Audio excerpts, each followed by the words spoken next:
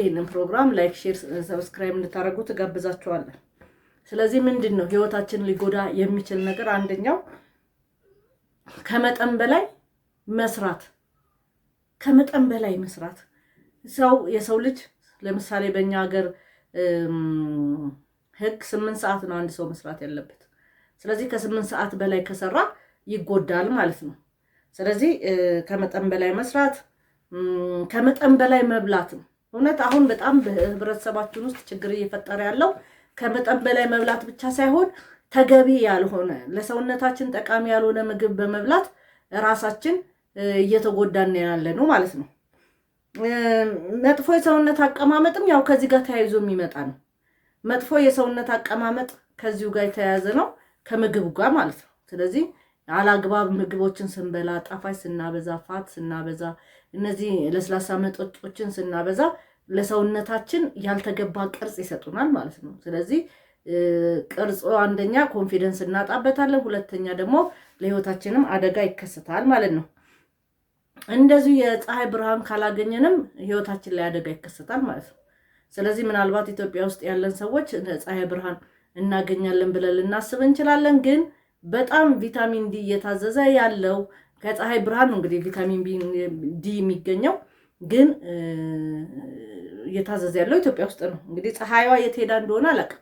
በጣም ደግሞ ራስን ከሚያጠፋ ከሚገል ነገር አሉታዊ አስተሳሰብ ያጠፋል።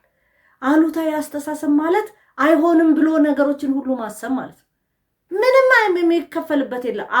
ይሆናል ብለን ማለት የምንለው እኛ ነን፣ አይሆንም የምንለው እኛ ነን።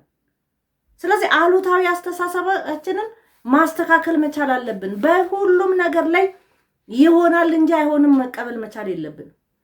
የዋ ሰዎች ይሆናል ብለው የሚያስቡ ሰዎች ብዙ ጊዜ ነገሮች ሲሆንላቸው ነው የምናየው። ለምንድን ነው? ከአሉታዊ አስተሳሰብ የወጡ ስለሆኑ ማለት ነው። የአካል እንቅስቃሴ ማለማድረግ እንደዚሁ ነው። ሰውነታችን ይፈልጋል እንቅስቃሴ። ስለዚህ ወክ ማድረግ፣ ስራ መስራት፣ ጎንበስ ቀና ማለት፣ ወደዚህ ወደዛ መሄድ ሰውነታችን ስለሚፈልግ ማድረግ መቻል አለብን ማለት ነው።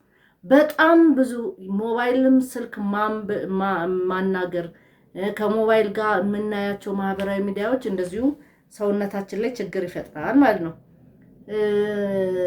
ውሃ ማለመጠጣት እንደዚሁ ችግር ይፈጠራል። ከመጠን በላይ መድኃኒትን መውሰድ ኦፍ ኮርስ መድኃኒት እንግዲህ ታዞልን ሊሆን ይችላል። አንዳንድ ጊዜ ግን ሰዎች መድኃኒት ይወዳሉ። ለራሳቸውም፣ ለምናቸውም፣ ለሁሉም፣ ለትንሹም ለትልቁም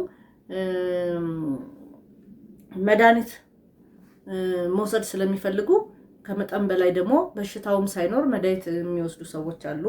ይሄ መጠንቀቅ መቻል አለባት። አዎ ማለትም እንደዚሁ አዎ ማለት ይጎዳል።